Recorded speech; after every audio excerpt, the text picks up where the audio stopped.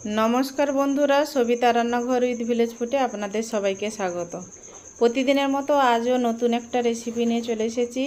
আপনারা প্রথম থেকে ভিডিওটা শেষ পর্যন্ত দেখতে থাকুন, আশা করি ভিডিওটা ভালো লাগবে।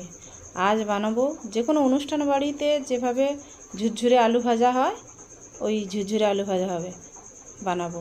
তাই জন্য 700 গ্রাম আলু নিয়েছি, বাদবাকিগুলো আমি গ্রেট করে নিয়েছি। একটা কিভাবে গ্রেট করব সেটা দেখিয়ে দিচ্ছি। লম্বা দিক দিয়ে গ্রেট করব, আড়া দিক দিয়ে নয়, লম্বা দিক দিয়ে করলে ভালো হবে। এইভাবে আমি যেভাবে বানাচ্ছি ওইভাবে আপনারাও গ্রেট করে নেবেন।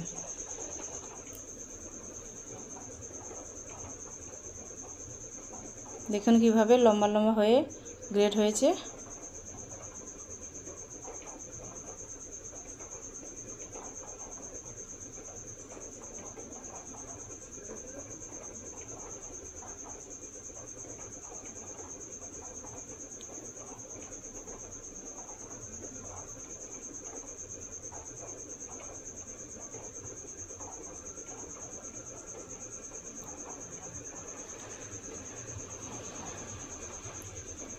আলুটা গ্রেট করা হয়ে গেছে, এবারে গামলির মধ্যে তুলে দেব।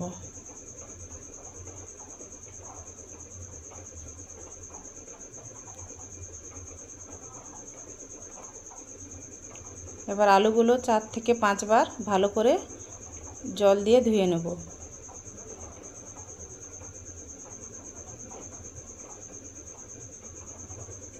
জল দিয়ে ধোয়া হয়ে গেছে, জলটা এরকমভাবে পরিষ্কার হবে।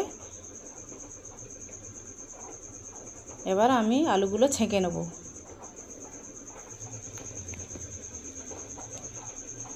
ছেঁকা হয়ে গেছে আলুগুলো। এবারে ফ্রিজ থেকে ঠান্ডা জল বের করে আলুর মধ্যে দিয়ে দেব।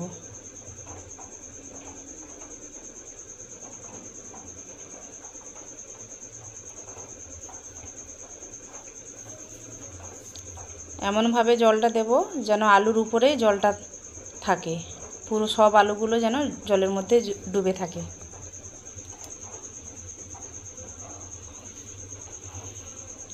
এবার 20 মিনিট রেখে দেবো ওইভাবে। 20 মিনিট হয়ে গেছে, এবার জল থেকে ছেঁকে তুলে নেব। আলুগুলো 2 হাত দিয়ে চেপে চেপে জলটা বের করে নেব।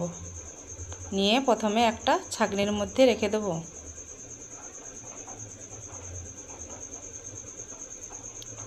সব আলুগুলো ওইভাবে 2 হাত দিয়ে চেপে চেপে জলটা নিগড়ে নিতে হবে।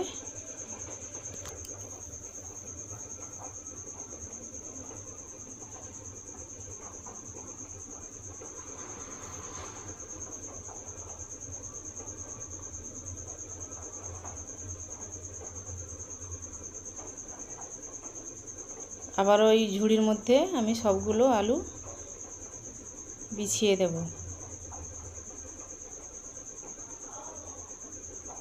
যাতে যেটুকু জল আছে সবগুলো ঝরে যায়।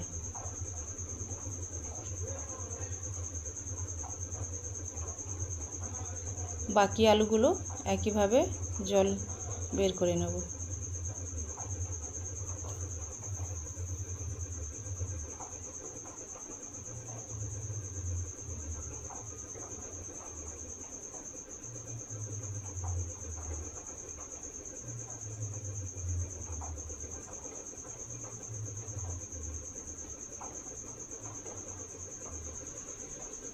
ঝুড়ির মধ্যে সব আলুগুলো বিছিয়ে দিয়েছি।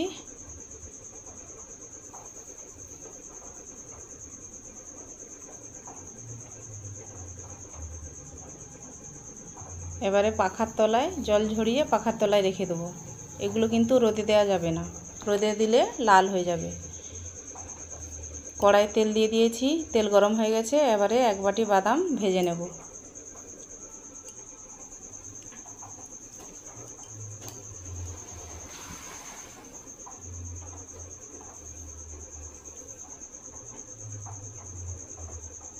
বাদামগুলো ভালো করে ভেজে নেব।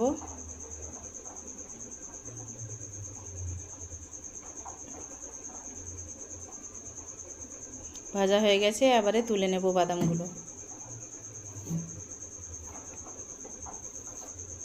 বাদামগুলো একটা থালার মধ্যে আমি ঢেলে নেব।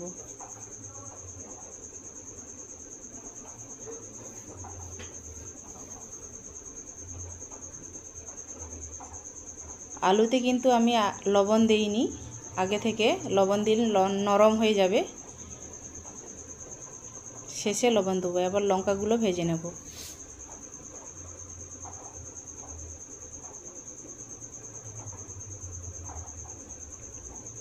এবার ভেজে নেব কারি পাতা। কারি পাতা যখন তেলে দেবেন একটু সরে দুধ থেকে দেবেন, না হলে তেল ছিটকাবে।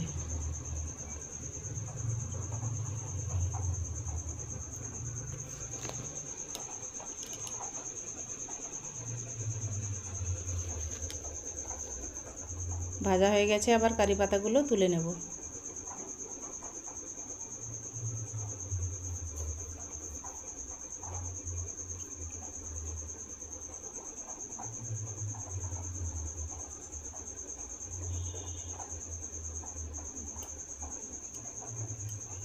এবারে আলুগুলো ভালোভাবে জল ঝরিয়ে পাখার তলায় শুকনো করে নিয়েছি। এবার আলুগুলো ভেজে নেব। প্রথমে বলেছি যে লবণ দিইনি, এখনও বলছি আলুতে লবণ কিন্তু দেওয়া এখন যাবে না, তাহলে মচমচে হবে না, নরম হয়ে যাবে। গ্যাসের ওভেনটা হাই করে রাখবেন যখন আলুগুলো ভাজা হবে।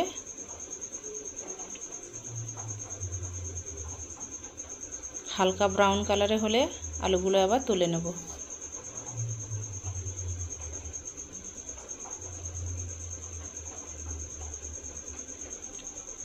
আলুগুলো ভাজা হয়ে গেছে, আবার তুলে নিচ্ছি।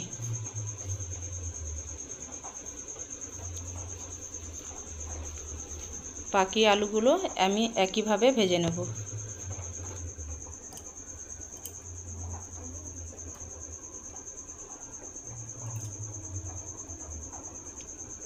এইভাবে আমি একটু নাড়িয়ে দিয়েছি। এবারে ভাজা হয়ে গেছে সবগুলো, এবার লবণ দিয়ে মাখিয়ে নেব সব একসঙ্গে।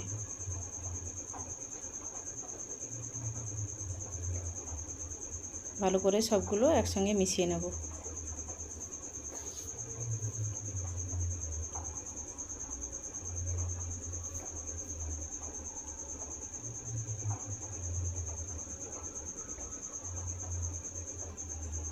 আমাদের অনুষ্ঠান বাড়ির মতো ঝুরঝুরে আলু ভাজা রেডি।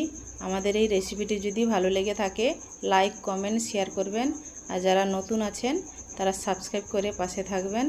ভালো থাকবেন, সুস্থ থাকবেন। কিভাবে মুচমুচে হয়েছে দেখতে তো পেলেন।